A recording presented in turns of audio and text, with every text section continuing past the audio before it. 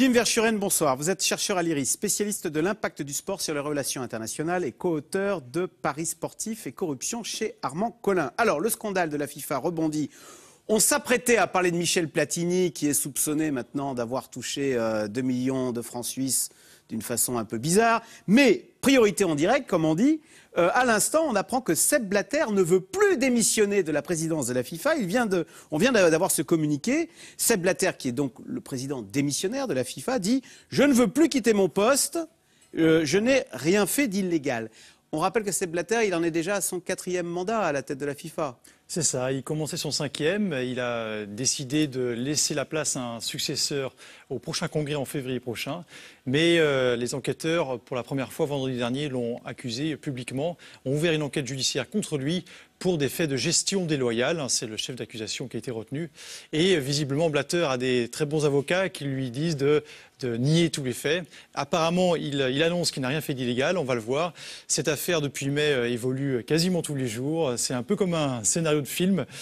Donc les prochains jours vont encore avoir leur lot d'évolution. On rappelle, Sepp Blatter, président du FIFA, en gros, on lui reproche de toucher des pots de... Je simplifie, on lui reproche de toucher des pots de vin en échange de l'attribution de la Coupe du Monde, notamment au Qatar. Tout le monde dit c'est bizarre.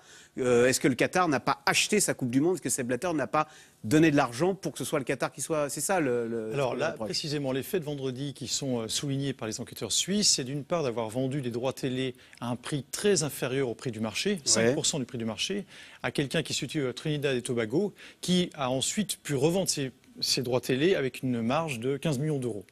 Donc là, il aurait vraiment donné quasiment les droits télé. C'est une sorte de pot de vin qu'il aurait accordé à quelqu'un de façon déguisée, puisque finalement, c'est via des droits télé qu'il a quasiment donné. Donc ça, c'est ce qu'on appelle la gestion déloyale. Ensuite, il y a ce fameux virement qu'il a effectué personnellement à Michel Platini de 1,8 million d'euros. Voilà, alors ça, c'est ce qu'on a appris vendredi. Voilà. Le virement de 2 millions de francs suisses à Michel Platini. Virement qui a été effectué en février 2011. Mais ce qui est bizarre, c'est que c'est pour une mission que Michel Platini dit avoir accomplie 10 ans auparavant. C'est quand même bizarre. Je fais un travail et je suis payé 10 ans après, surtout que c'est pour une grosse somme, 1 800 000 euros. Oui, Platini était officiellement conseiller football de Sepp Blatter entre 1999 et 2002. Et ses conseils personnels donnés à M. Blatter vaudraient apparemment 1,8 million d'euros. Et Platini, d'après ce qu'il a dit, n'avait pas besoin de cet argent jusqu'à 2011, où là, il a été payé pour ces fonctions qu'il a eues. Après, c'est vrai que le timing est très mauvais, puisque c'est quelques mois avant la réélection de Sepp Blatter. C'est-à-dire que ce paiement a été effectué en février en 2011, 4 mois avant la réélection de Blatter, contre laquelle Platini, en tant que président de l'UEFA, ne s'est pas opposé. Alors la question, c'est est-ce que Blatter a acheté le vote ou le soutien de Michel Platini? Alors aujourd'hui, il n'y a rien d'illégal officiellement dans l'instruction judiciaire suisse. Mais forcément, c'est la question que tout le monde se pose. Surtout que Michel Platini, dans ses explications depuis vendredi, est quand même très très flou. Et Blatter, aujourd'hui, nie également les faits. Mais les enquêteurs suisses, eux, sont sûrs d'eux. Voilà, alors justement, on va entendre un journaliste de l'équipe qui s'interroge, comme vous, mais auparavant, on va écouter le porte-parole du procureur général de Suisse.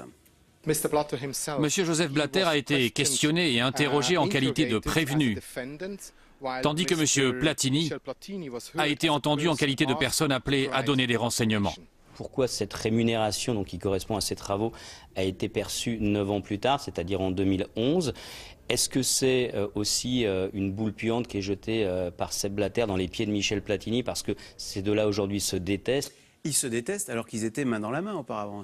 Ils se soutenaient mutuellement, non? Oui, c'est vrai. Et c'est vrai que les opposants à Platini à la tête pour la présidence de la FIFA soulignent le fait que Platini était effectivement le protégé de Blatter. Platini, lui, dit « Ah non, non, pas du tout. Blatter, faut qu'il démissionne.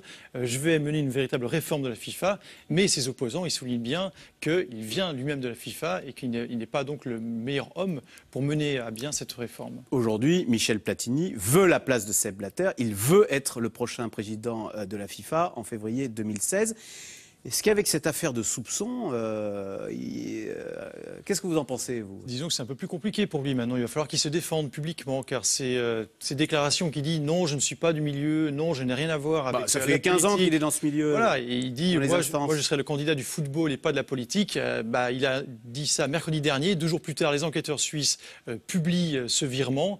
Forcément, là, pour lui, c'est plus compliqué. Surtout que voilà, l'élection est en février. Il y a encore beaucoup de temps, beaucoup de choses qui peuvent évoluer dans les instructions judiciaires qui ont lieu aux États-Unis, en Suisse, en Australie, en Afrique du Sud, au Brésil. Donc ce FIFA Gate, ce grand scandale FIFA depuis mai, n'a pas fini de faire découvrir d'autres surprises, malheureusement pour le monde du football. Oui, mais alors, défense très faible quand même de Michel Platini. Un petit communiqué dans lequel il dit je désire clarifier que ce montant m'a été versé pour le travail que j'ai accompli de manière contractuelle pour la FIFA et je suis satisfait d'avoir pu éclaircir ce point vers les autorités. Il n'explique pas pourquoi il a attendu 10 ans, pourquoi il... Effectivement, c'est plus ou moins flou pour le moment. Et je pense que ses opposants politiques et aussi ceux qui critiquent un peu ce monde Blatter FIFA soulignent ce flou autour des activités. Un ancien cadre de la FIFA, cité par le journal du dimanche, dit « Si Platini avait un nom africain ou s'il était sud-américain, on serait déjà en train de parler de corruption. » Alors, on en parle aujourd'hui même. Mais il a quand même une aura toujours... Il est d'ailleurs soutenu par le gouvernement français, Platini. Ça reste un intouchable. Il a une aura en France, mais hors de France, on le voit comme un bureaucrate du football, qui est au pouvoir de l'UEFA depuis très longtemps, qui est vice-président du comité exécutif de la FIFA depuis 2002, donc ça fait très longtemps, qui est le protégé de Blatter depuis 98.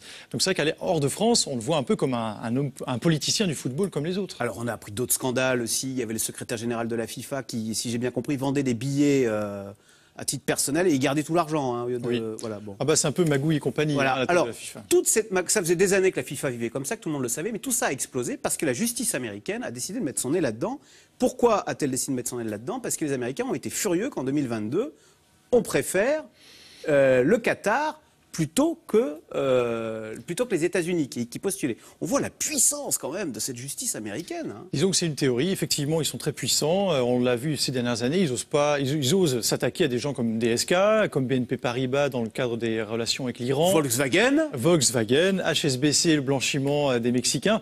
Donc voilà, il y a beaucoup. Les Américains, ils n'ont pas peur effectivement de taper Ils ont fait tomber le secret bancaire suisse. Et là, ils s'attaquent à la FIFA, qui d'ailleurs est en Suisse pour les beautés du lac Léman ou pour des questions fiscales, la FIFA? Il y a les questions fiscales. Forcément, la FIFA ne paye très peu d'impôts. La FIFA a été immunisée des enquêtes judiciaires jusqu'à maintenant. Donc, la révélation de vendredi révèle quelque chose d'inédit. C'est-à-dire que pour la première fois, le procureur fédéral suisse n'hésite pas à aller taper dans les fédérations sportives internationales qui sont toutes hébergées quasiment en Suisse et qui bénéficient d'une sorte de protection.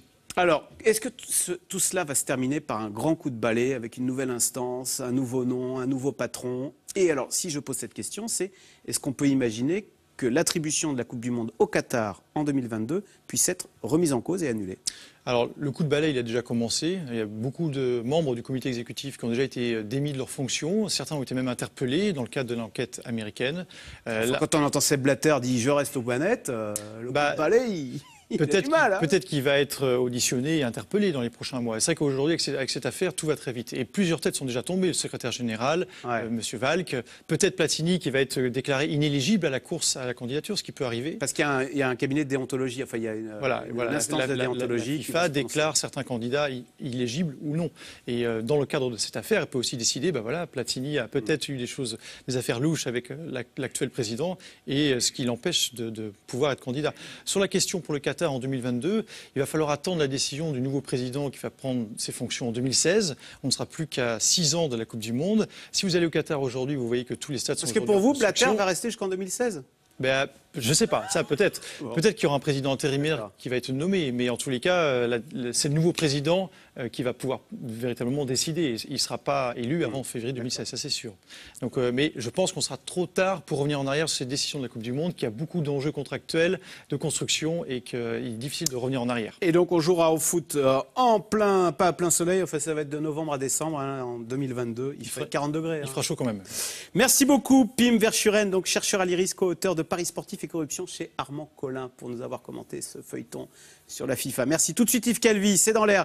La Catalogne en route vers l'indépendance, avec quelles conséquences? Ce vote historique hier en Catalogne va-t-il donner des envies d'indépendance ailleurs, en Europe, y compris en France d'ailleurs? C'est dans l'air est intitulé ce soir « Risque catalan et contagion indépendantiste ».